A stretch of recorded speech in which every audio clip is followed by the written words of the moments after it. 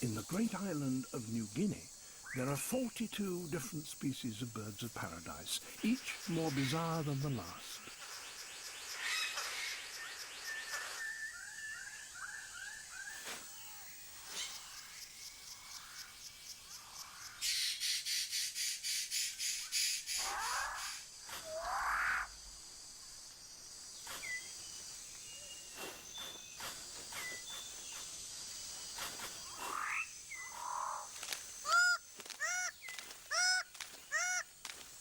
This forest is so rich that nourishing food can be gathered very quickly.